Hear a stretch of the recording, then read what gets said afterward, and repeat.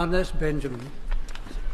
My Lords, I beg leave to ask the question standing in my name on the order paper, and in doing so, draw attention to my non-financial interest as the Vice President of the Royal Horticultural Society, RHS. My Lords, the impact of the M25 Junction 10 scheme on RHS Garden Wisley was considered from the project's early stages in 2016. National Highways incorporated mitigation measures where possible and has considered major planned events at Wisley in their plans. Major weekend closures were scheduled to avoid conflicts with key events, and extensive signage was installed to guide visitors through the works along the most direct and convenient routes. Minister, for that answer. My Lords, the RHS Garden Wisley is a centre of excellence for horticultural science. It provides a green lifeline to over 30,000 schools, 5,500 community groups and 25 NHS trusts. This work relies on visitor income, but the ongoing M25A3 roadworks have caused visitor numbers to fall dramatically by 25%. So can I ask the Minister, what commitments can the government give to ensure the RHS can continue their vital work by supporting the ability of environmental charities like the RHS to deliver public benefit? And will the Minister agree to meet with me and the RHS to discuss the long-term impact of the roadworks and ensure that this charity can continue to thrive? To answer the last part of the question first, I would be delighted to meet the noble Baroness. It would be a pleasure to talk to her and the government. I talked to my noble friend Baroness Hayman about the RHS and the importance of the work that it does this morning. And we do recognise the important part that the garden plays. So I will be pleased to meet her. The government is not able to use taxpayers' money for direct compensation, but it may be. There are two issues further. One is that there's some land take, which RHS Wisley do have a claim for and could pursue, and should pursue, I would say. The other is that there may be other ways of helping the gardens recover from this event. Of course, the benefit of the highway scheme will be to make access permanently better, because the old junction was congested for years. But I'd be delighted to meet her with National Highways and the contractors to see what else we can do, which is legitimate and will help the gardens in their very brilliant work. My Lords. My Lords, as one who opposed the original plans before they were ever put into practice, I feel very angry that the views of the RHS and any of us who felt the same were not taken into account. As a result of this, the RHS has lost no less than £6 million in visitor decline, and by the time these roadworks are finished, it will be 11 million. So may I ask the noble Lord the Minister if he would elaborate on what possible measures there might be taken to recompense them, including perhaps in the longer term having a better scheme from the highways who have a compensation scheme which is ill-suited to a charity like the RHS.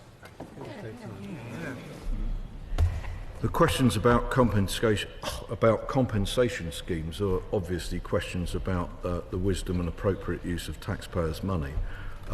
I can't answer the design of the original scheme because it's nearly 10 years old.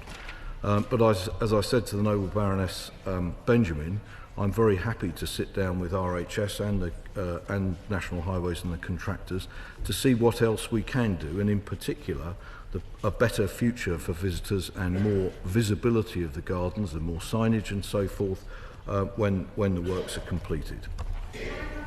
My Lords, all these issues are about the past. Can the Minister remind us who was in charge in the past? It seems that ministers made no decisions on all these matters. It sounds as though the ministers were getting their money under false pretences. Very good.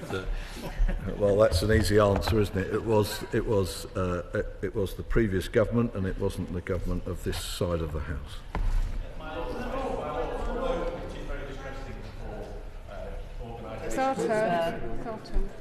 My Lords, whilst acknowledging the initial response, does the Minister agree that the existing methods used by National Highways to assess the impact roadworks have on charities like the RHS are in need of a review, and will he request such a review?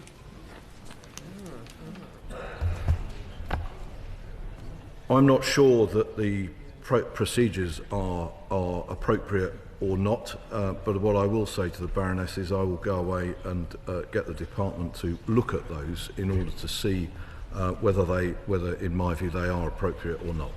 Thank you, my Lords. The RHS is clearly very well represented and rightly so in this place, but if I can put a good word in for rural communities and those businesses in rural communities where you have road and lane closures, the public and business see these roads that are closed, but there's no indication of when they will reopen. So although the road's closed, there is no work or activity seen in the road closure. So a suggestion is, would it be possible when the local authority planning department, the highways department, close the road, they could put an indication of when the work will be completed? And if they can't do that, could they give a telephone number that the public could phone up and find out why not? Yeah.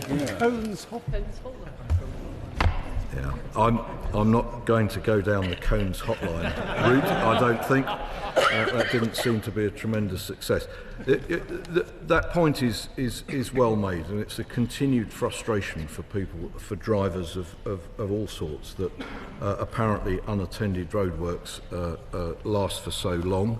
The power to levy lane rental was started in London, and it is rolling out, and that is a way in which local authorities can pressure, because frankly they're not usually highway works, they're usually utility works, and the number of utility works which are left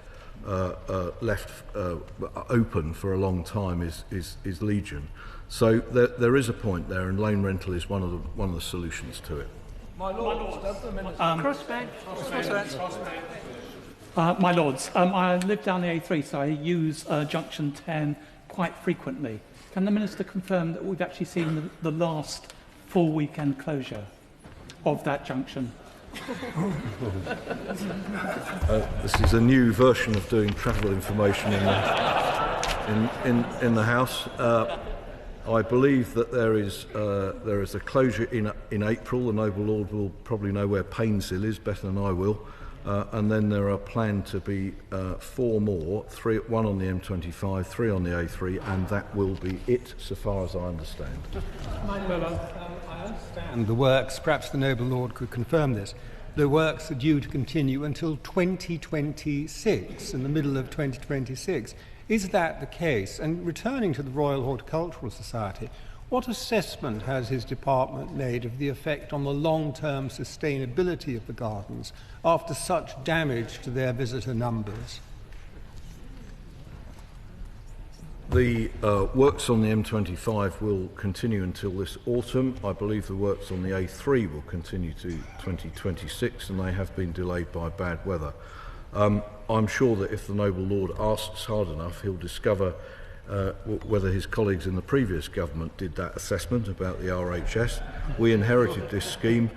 The best thing we can do is to finish it, and as I said to Noble Baroness Benjamin, I will meet her and the RHS with the contractors and National Highways to see what else we can do for the future of what is a much prized and very valuable institution, which I go to quite often, despite the roadworks.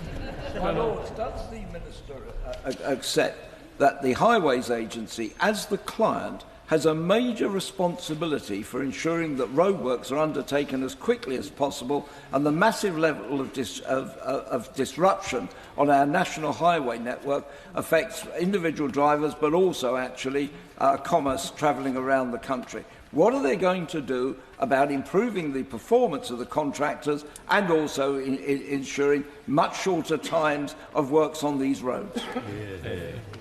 Well, my noble friend is quite right that actually it's very important to do them quickly. Of course, in recent years, the safety of highway maintenance workers themselves has been much considered because it has hitherto been a very dangerous occupation, and therefore some of the works last longer because they're better protected for safety. And I can't believe that this House wouldn't sympathise with that aim. But I agree with him that it's incumbent on National Highways to manage the works to deliver it as quickly as possible.